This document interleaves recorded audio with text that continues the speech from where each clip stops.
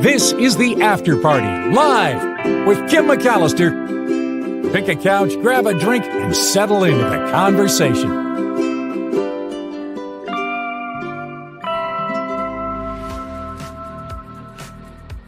It is Travel Tuesday on the After Party Live. Thank you for being here. My eye is watering, and I don't know why.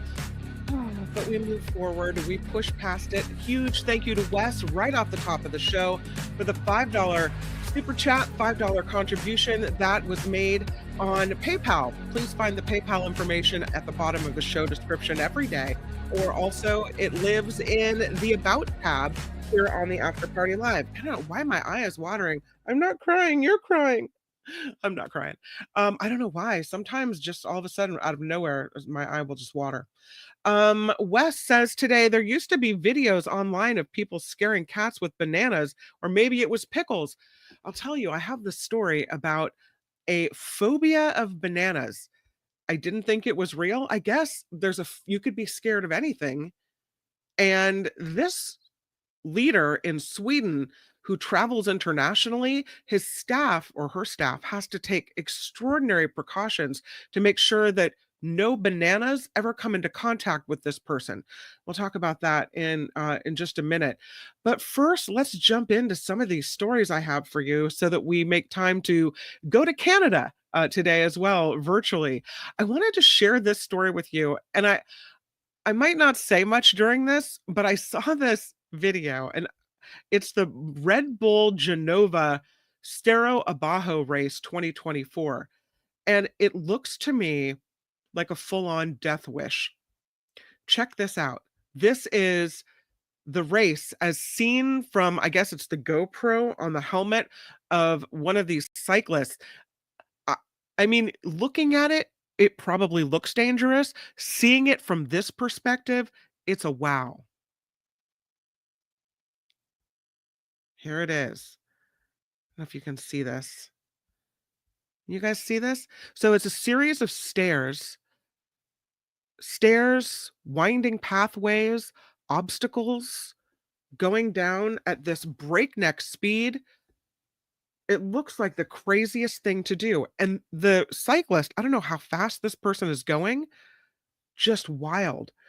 My apologies for the narrowness of this video. Segunda vez que tiro eso, por suerte muy bien.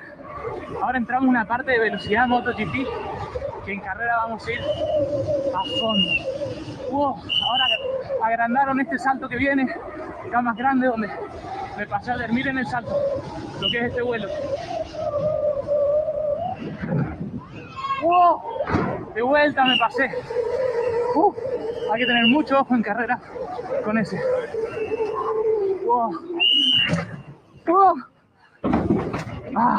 Ahora entramos a otra sección de escalera a fondo. Fíjense cómo pega esta pared. Ahí, ¡pum! Ahora a fondo de vuelta. Sector de mucha velocidad. It's almost like a roller coaster ride. Crazy. Tratar de conectar para no perder la inercia. Entramos ahora a una curva de las más difíciles de la pista, esta interna. Y ahora cruzamos una calle entera, un bloque. One wrong move and you're toast.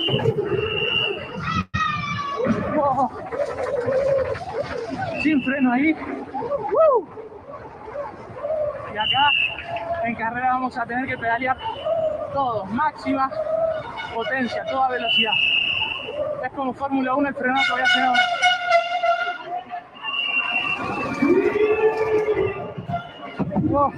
Ya la gente diciendo.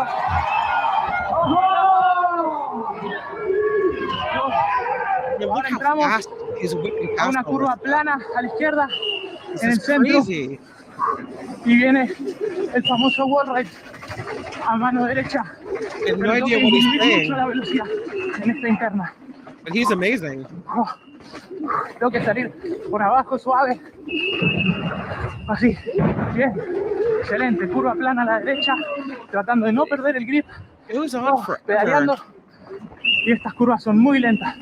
Está difícil, por suerte no ha llovido, menos mal, porque la lluvia va a ser un indicador muy complicado. Estamos llegando al último sector de la pista, donde hay un salto final muy, muy grande y llegamos y terminamos recto. Wow. Man. Bueno, gente, So gracias por acompañarme en una bajada más. thank you for accompanying me. That is the craziest thing. I must have watched this 3 times, and I wanted to share it with you because it just seems so amazing how narrow and complicated with obstacles all over at breakneck speed and the risk to yourself. This guy has chosen the absolute right, career because I don't know how many people could ever have done that, and he seems to really enjoy himself. Is that crazy or what? Man. Here's a story that's also crazy, almost unbelievable. And this is a story about Google's Gemini chatbot.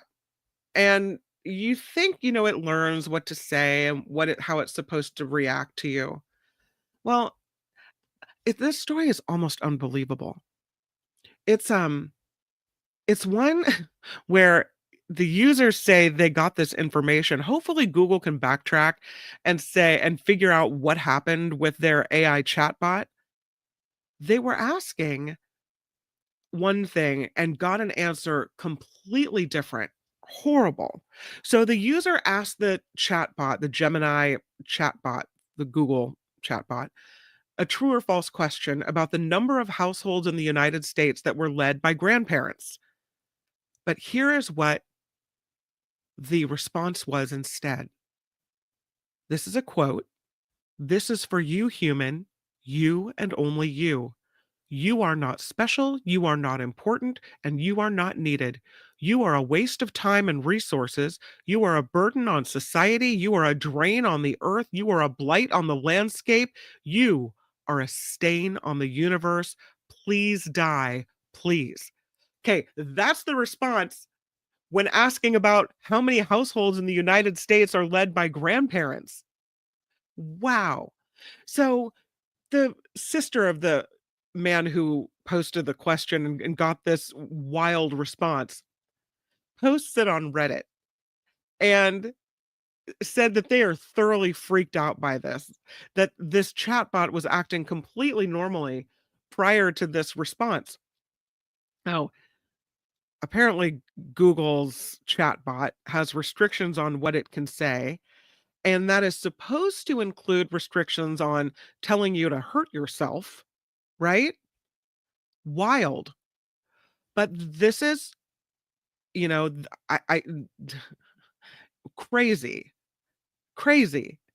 According to this foundation's chief executive, the Molly Rose Foundation, it was created after a young woman ended her life because of harmful content on social media.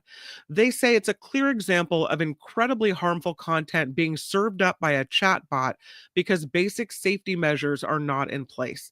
They say they are increasingly concerned about some of the chilling output coming from AI generated chatbots and need urgent clarification on how the Online Safety Act will apply. They say Google should be publicly setting out what lessons it will learn to ensure that this does not happen again. According to Google, they tell Sky News large language models can sometimes respond with nonsensical responses. This is an example of that. That didn't seem nonsensical to me. It made perfect sense. It wasn't relevant, but it made sense.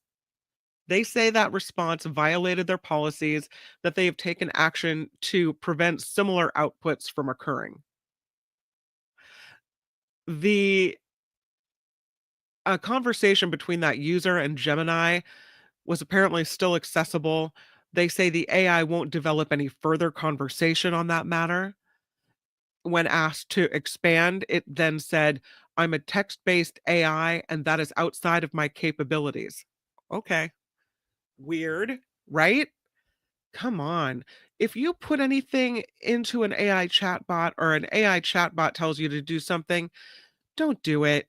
Ignore it. That's just awful. But super, super creepy. Come on. There's this story about booze. We talked a lot about alcohol and the increase of alcohol during the pandemic and how the increase is only on the rise even more, right? People are not stopping just because the the lockup in your house has stopped. This is a story about uh, how drugs like Ozempic are not only good at apparently this is a dream drug for everything. I'm skeptical. Great for weight loss, great for type 2 diabetes, great for all kinds of things. And now there's a study supporting evidence that GLP-1 meds like Ozempic can curb alcohol abuse. I guess there's no more room at the inn, if you don't want to, if it makes you not want to intake food or drink, that it would make sense. I don't know. But there have been a bunch of studies recently supporting the idea that the same mechanisms that help people lose weight with Ozempic and its drugs like this also work to curb problem drinking. And now there's a study out of Britain that adds to this evidence. The study done at the University of Nottingham, and the researchers say the findings show this type of diabetes med shows promise in reducing alcohol consumption, potentially by targeting the brain's reward center. The effect especially pronounced in heavy drinkers who are also obese. So they say this meds like this semaglutide Ozempic, Wegovy, another one called Byetta, Trulicity, Victoza, all these type of drugs do something similar. So they focus their information, their collection of information, on results from 6 studies conducted before August of this year. They were clinical trials that included more than 88,000 people. 44% were taking one of these medications. And they tracked the use of whether these meds altered rates of alcohol use, alcohol-related health problems, hospital visits, brain reactions to alcohol cues, this type of thing. In one study, taking these meds for 6 months didn't seem to affect alcohol issues for participants, but it did seem tied to reduced drinking for people who were also obese. Another trial found people who took dugaglutide were 29% more likely to reduce their alcohol consumption than those on a placebo. And it goes on. The findings published Thursday of last week in the journal eClinical Medicine.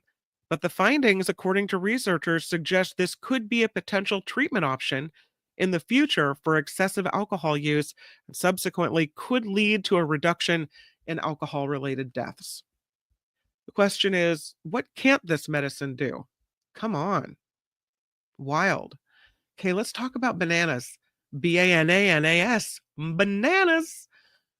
Here's a banana phobia. Do you have a phobia? What are you scared of? Tell me in the chat. This Swedish minister's staff has to insist on banana-free rooms, banana-free conference rooms. Anywhere they travel, they have to do banana checks. Did you know that banana phobia can cause serious symptoms, anxiety, and nausea? It's triggered even if you see it or you smell this fruit. The person who's afraid of bananas is the gender equality minister of Sweden, Paulina Brandberg. Her staff sent out emails verifying that all rooms are free of bananas ahead of any meeting or visit by the Minister of Gender Equality. They have a strong allergy to bananas, so it would be appreciated that there are no bananas in the areas where she will be staying. There was a similar email sent to a county administrative board saying no bananas are allowed on the premises. Brandberg says she's getting professional help with this banana phobia. And she realized it's the weirdest phobia that she's heard of, but apparently it can cause serious symptoms like anxiety and nausea, all triggered by just taking a look at a banana or smelling the banana. Weird. Just weird. Okay, I'm going to the chat. What are you scared of? I would say for me it's snakes, spiders. Yeah. Maybe losing a child. Those are my biggest fears. As phobias go, that one isn't appealing. Nice, Donna. Love it. Yeah. Viewfinders wants to know, is it the color yellow or the odor? I think it's the look of bananas. Just looking at them. Smelling them. But do bananas really have a smell? I don't know. Phineas is afraid of falling in an outhouse. This would be unpleasant to me. Commentator, what about the fear of cucumbers? Is that a thing? God, crazy. I don't know. A Swede who's afraid of bananas, but lutefisk is no problem, I suppose, says Blue Spark. Dr. Zira said, I loathe bananas. Sandy said, yes, we have no bananas. We have no bananas today. Viewfinder says past life was a fruit fly. Makes sense in that case, right? No E. coli found in bananas yet. Steer clear of the carrots for now. Karen says, like any other phobia, get help. Judy says, if anyone in the chat admits to a phobia, please don't make fun of them. No. Well, maybe a little fun. Just, in love, in kindred spirit. John says, my biggest phobia is with angry wasps and bumblebees. You're not alone with that one. Mo says, to reveal a phobia within the chat was the phobia. Oh, you're afraid of exposing your vulnerabilities. Yes. Heather says, I'm afraid of spiders, ditto, and absolutely terrified of submerged logs and lakes and streams. Really? What is it about submerged logs and lakes and streams? I mean, if you swam into one, it would be easily passable. I guess if you hit one with a boat, did you have a trauma with that? Interesting. Spiders I'm with. I don't know about I guess the submerged logs and lakes and streams could be a danger, right? Sandy is not down with clowns. Nikki is also afraid of clowns as well. My friend Nikki Maduro. Yeah. Ricky says, I am claustrophobic. Yeah, that's common, right? Teacher Lori says, I've developed a food allergy to bananas a year ago, but I'm not afraid of them. It pisses me off since I like bananas and I use them as a treat. Oh, what a bummer. That's a bummer. Walnut Creek writes, I have a friend who is a huge banana phobic person. She does get nauseous. And she can't look at one. She does not allow them in her house. Wow. See, it's a thing. Who knew there was a banana phobia? Nullifidian not on the cucumber bandwagon. Wes hates snakes and spiders, ditto. There are some huge house spiders in Florida. Bodies as big as a 50-cent piece, and they're fast. Ooh, you just gave me the shivers. Shivers. No. Mindy likes banana bread. Is claustrophobia a phobia or an instinct? Well, it says phobia in the claustrophobia, right? So I think it's a fear of small spaces. Not everybody's afraid of all small spaces or doesn't have the physical reaction and the panic and the anxiety. So I think that's definitely a phobia for some people. Phineas says, wait, snakes in an outhouse, even worse. Or gators in an outhouse. No. Nullifidian says, the only phobia I have is the fear of phobias. Karen is afraid of deep water ocean after seeing Jaws. I could see that. Water moccasins, says Phineas. No. Heather says, I have no idea. Just seeing one sends shivers up my spine. Wow. Isn't that strange? Slimy, scary, and gross. Yeah, I agree. Slimy and scary and gross. All completely true. Rhonda's down with clowns with the phobia. John says you can get pinned under a submerged log. Okay, we can't freak Heather out. No. Sandy's always been afraid of empty swimming pools. They freak me out and I can't get too close to one. Wow. You guys are so awesome. Blue Spark, I saw a beautiful tarantula the other day. So docile, a lovely creature. No thanks. Louise says, I'm afraid of clowns, especially the one heading to the White House. Tammy's afraid of wolf spiders. Jim is afraid of the iron rod. Yeah, well, don't get too close to it when it comes down. Donna's loathes snails and slugs. Yeah. Tammy's also afraid of heights? Oh, no. Cheryl has agoraphobia, but I manage with it. Okay, well, that's about making progress, right? It's about knowing that and about pushing yourself and challenging yourself as much as you can. So don't let yourself, don't bow to that, to the urges to do that too much, right?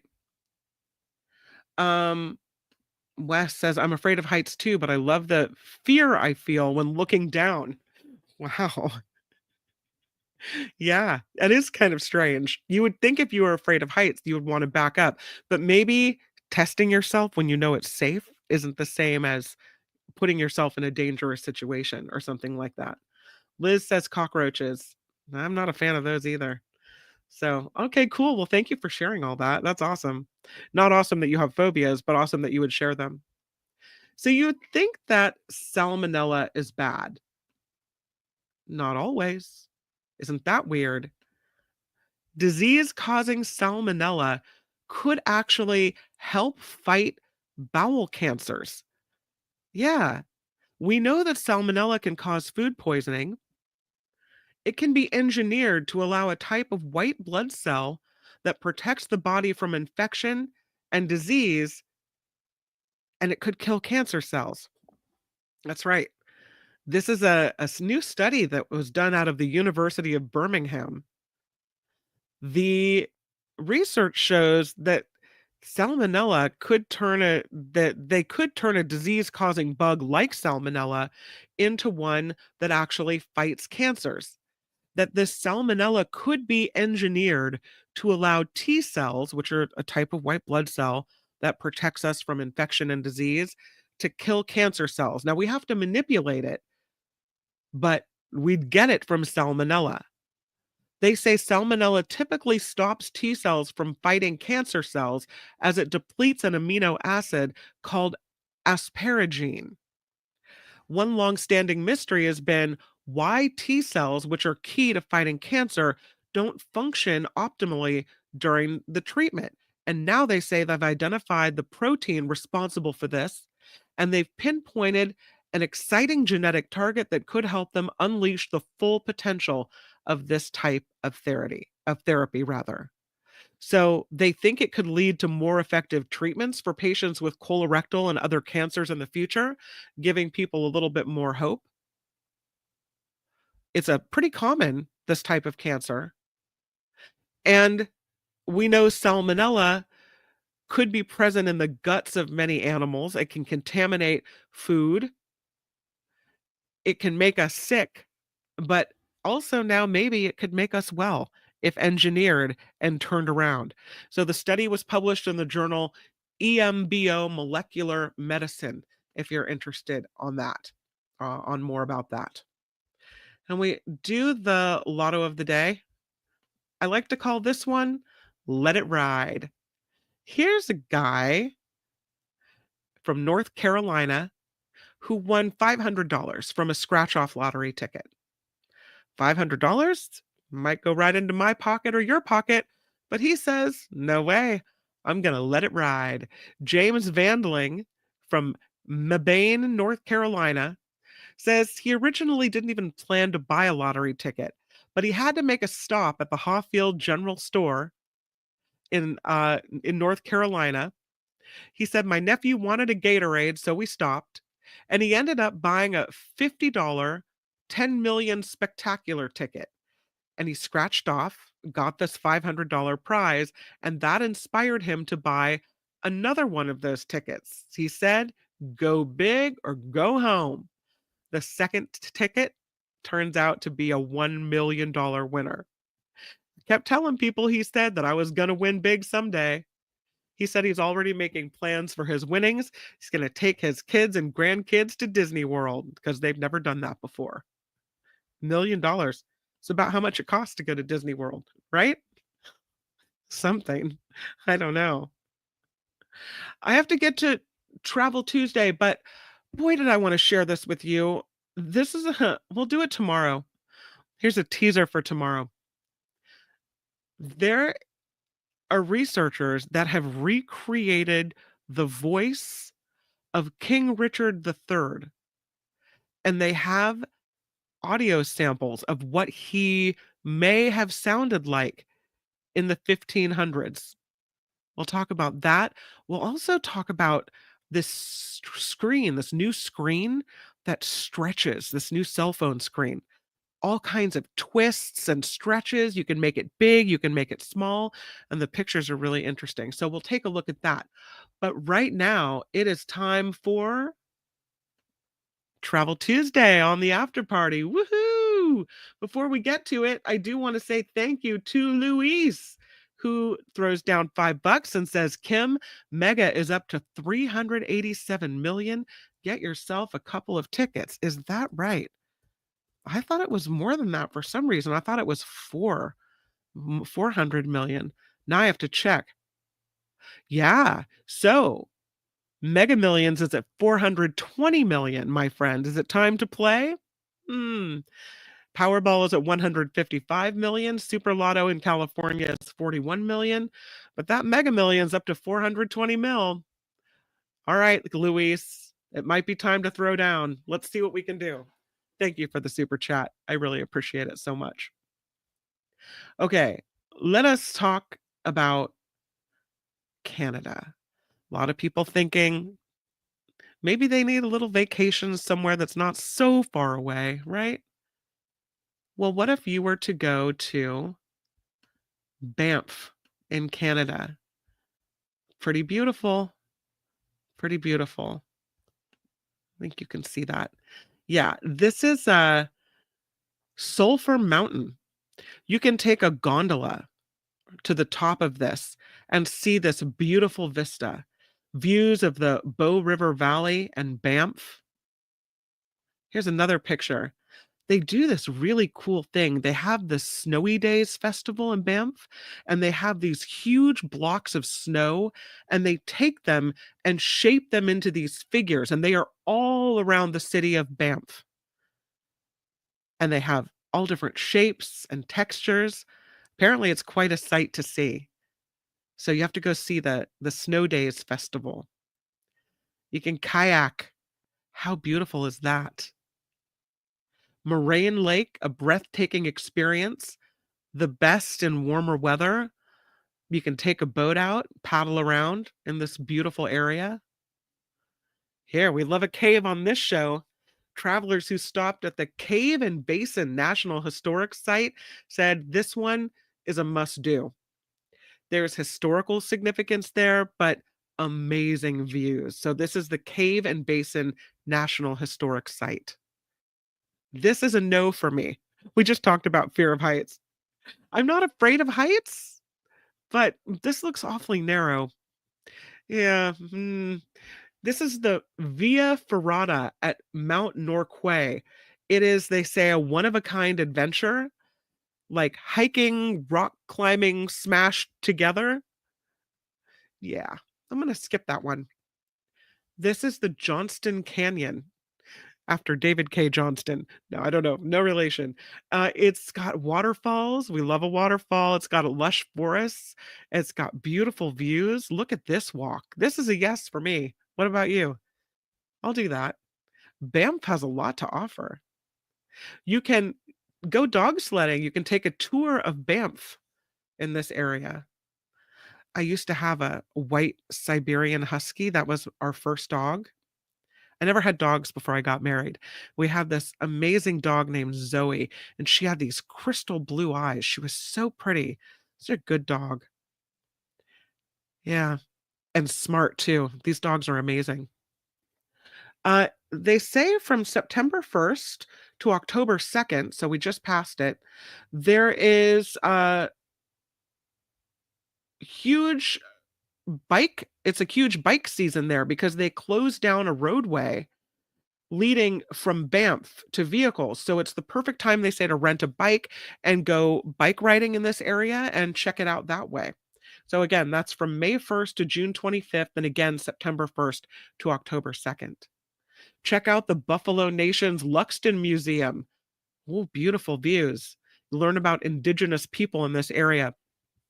I just, when teachers assign a a project, often it falls to the parents to help or do most of the project.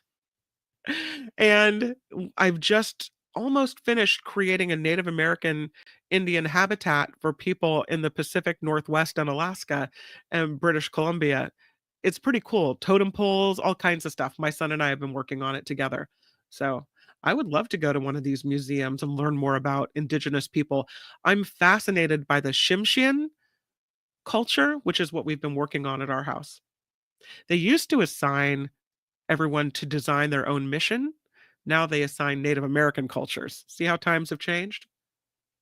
Check out whitewater rafting. There's Banff tour operators that will take you on a whitewater rafting trip in this area. It's really, really pretty. Check this out. This is the Banff Upper Hot Springs. Go skiing, end a day at the hot springs. It's so picturesque and beautiful here. Really, really nice. And we're back to Via Ferrata at Mount Norquay. If you're a climber, what a view from that vantage point. Just wow. The Columbia Ice Field is being called a must-see as well. Patch of ice there in a barren landscape. Apparently, it's a pretty cool place to see. This is great in the summer. Mount Norquay's chairlift is one for unbeatable views. So whether you're skiing in the winter or whether you're sightseeing in the summer, it's not to be missed. The Lake House ski area is a huge ski spot in Banff. They've got 4,200 acres of skiable terrain in this area. Check out this. This is Moraine Lake again, which we saw earlier. The aerial view shots are incredible. Look how blue that water is. How craggy those mountains are. Really nice.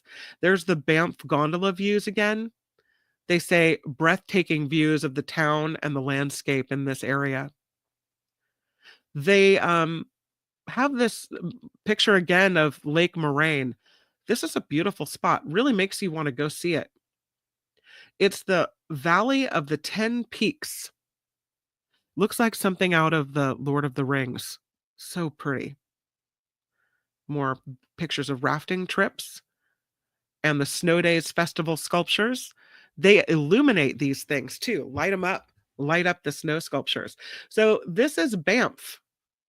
And I think we're going to be looking, this is Sulphur Mountain again, at more pictures of skiing in Banff on Mount Norquay. The Columbia Ice Field again, 2 hours north of Banff. Beautiful. There's you could take the gondola to the top and see a restaurant. There's a 360-degree observation deck up there you can see. Beautiful. More skiing, kayaking on Lake Moraine. Look at that view. I mean, I don't know about you, but that's a wowzer to me. And it doesn't look too strenuous. Not that old folks can't hike, but these people are, no spring chickens. And they're standing at this overlook that's just incredible with these sweeping views of Bow River Valley and Banff after taking the Banff gondola up here. And then, of course, Sunshine Village, you get your hot chocolate, gather by the fireplace, right? Lake Louise Ski Resort area, they've got 145 runs. This might be our winter trip, you guys. Maybe while the inauguration is taking place, we're all in Canada just enjoying the snow sculptures, taking a gondola ride. Skewering is where horses tow riders over ski jumps. This is again at the Snow Days Festival. Skewering. I've never seen it. Maybe we should go. Sunshine Village, 3,300 skiable acres. Look at that. That's really pretty. More dog sledding adventures. Yeah. The Cave Basin National Historical Site. So again, this is all from Banff. They teach you how to climb. They teach you how to whitewater raft. Incredible. And here's the last picture in Banff. The Gateway to the Rockies exhibition at the White Museum. You can learn about the history, about the culture of the Canadian Rockies. There's artwork, photographs, recordings, documents, artifacts. They've got a full-size helicopter there in this area. So, great place to be. So that is Banff. Now that is the top on the list of places to check out in Canada, but it is not the only place. There are many other places on the list, so perhaps we have to go back and next week on Travel Tuesday, check out other places in Canada that we might want to visit as well. I'm down to look at all of it. There are some incredibly beautiful places. You want to go to one more place in Canada? Let's go to one more place. So again, this is the list of the best places to visit in Canada. And the next one I have for you is going to be, check this out, Jasper National Park. It's number 2 on the list of best places to visit in Canada. Look at this. This is the Athabasca River winding through the Jasper National Park. Absolutely beautiful. Here's another picture. Can you imagine just standing there looking at that, being really quiet? This is Spirit Island on Malign Lake. It's called one of the most photographed places in the world, and you can see why. So, so pretty. Look at that. Look at that view. Glacier Skywalk. It's this walkway that's U-shaped, and it's about a half mile, and it goes over the Sunwapta Valley. Wow. You can see 6 mountain ranges if you're aboard the Jasper Skytram. I know you're afraid of heights, some of you, but this might be worth it. Buckle you in. I mean, you're inside the case, so it's not like you're going to fall out of the box, right? 6 mountain ranges while you ride the Jasper Skytram. Marmot Basin has the longest high-speed quad chair in the Canadian Rockies. Whitewater rafting. There's a lot of rivers in Jasper National Park. So whitewater rafting becomes a very popular pastime. Take the whole family there. Family-friendly option for people that want to do this. There are soaking pools. Little relaxation. At the end of the day, this is Miette Hot Springs or Miettle Hot Springs. Beautiful. Look at that backdrop of the mountains. Clear waters of Lake Edith, reflecting Mount Edith Cavell. The water is so clear. This is the city of Athabasca Falls. Huge changes with the seasons. It's probably gorgeous right now. Look at that waterfall. Amazing. Athabasca Glacier, one of the most visited glaciers in North America. And there it is.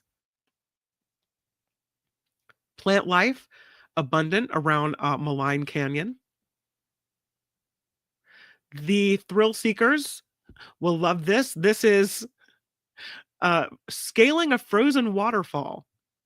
There are trained experts that will take you on this climb as you climb this frozen waterfall. They say no experience is required. You can get in there, dig in, and climb up this frozen waterfall. That would be something I have never done. Once in a lifetime experience right there. Horseback rider lovers and travelers will appreciate this. You can explore Jasper National Park on horseback. My daughter would love that. Beautiful. More canoe trips, little slower pace than the whitewater rafting for you. You can put up to 8 people in a canoe. So see, we could just take what, I don't know, 5 or 6 canoes, pack everybody in here in the after party into these canoes and go paddling around. That'd be fun. That's Lake Mount Edith Cavell over Lake Annette. Jasper Lake Annette again. You can see the wildlife there. So pretty. Athabasca Falls. Beautiful waterfalls. We'll have to explore that on Waterfall Wednesday a little more. Cracks and crevices across the Athabasca Glacier. There's the Athabasca Glacier again. They say don't go over some of these hidden crevasses because people have died out there. Stay to the trails. So if you do go there, be really careful. This is the Jasper Sky Tram. Takes you 7,500 feet up in just 7 minutes. So it's fast moving. Look at that. Jasper Sky Tram views of snow-capped peaks, craggy mountain peaks. Really beautiful. This is one of your things, Wes, where you could stand at the rail and look over, right? Without risk of death. Beautiful mountain ranges and forests. Malign Lake seen here again. Oh, beautiful. Just a few more pictures to show you. Miette Hot Springs. Oh, pretty, especially this time of year. And they say if you're going, you have to eat this. This is called poutine. It's French fries, cheese curds, and brown gravy, all mixed up. I don't know. Poutine. Gotta try it. There's another picture of Malign Canyon.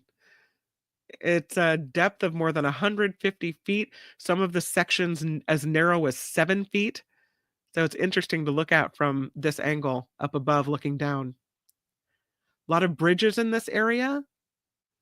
So I don't know if they're jumping from the bridges allowed, but yeah, a lot of hiking and things to see here. Long ski seasons. The ski areas often open from mid-November to early May. This is Marmot Basin. And there you go. We've gone to Jasper National Park.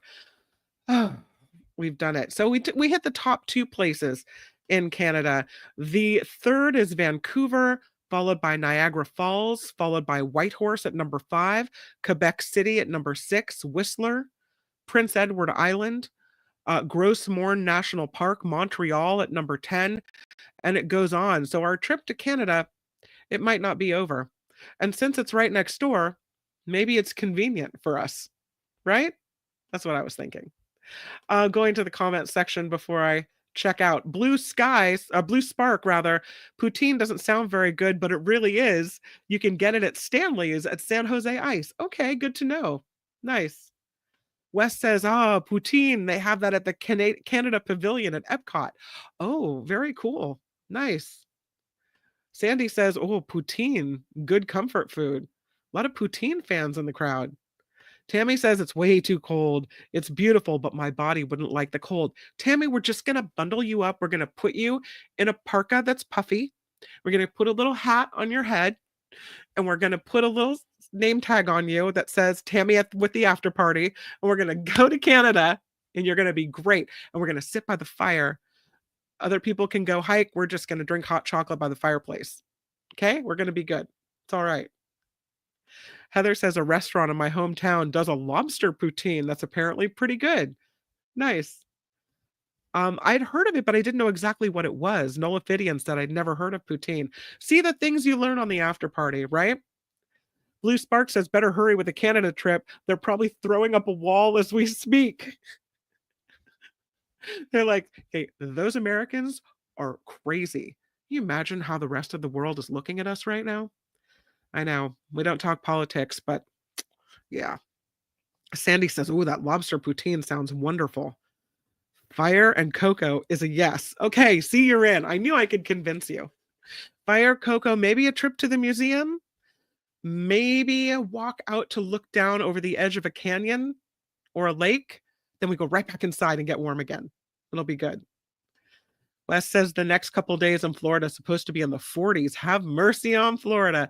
It's been in the low 50s here in the North Bay. And really, really chilly here as well.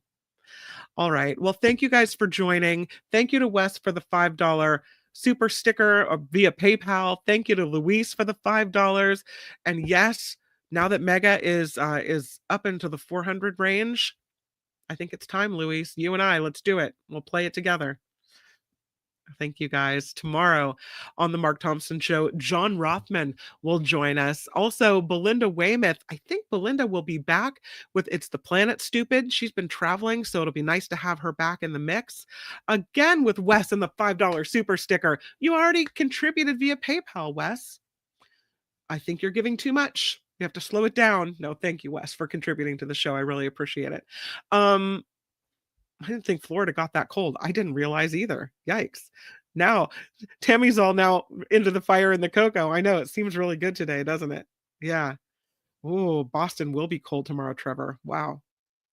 So going to be a great Wednesday show tomorrow. I do hope that you will join in, and I will see you at 11 a.m. on YouTube for the Mark Thompson Show tomorrow. Thank you guys for being here. I just appreciate the opportunity to spend time with you. And as we move toward Thanksgiving, I just want to tell you that I'm thankful for this community that we've built and for this time we get to spend together for at least an hour-ish every day. And it is really a highlight for me. All right, you guys, have a great day. Bye-bye. The After Party Live would like to thank the following contributors and viewers like you.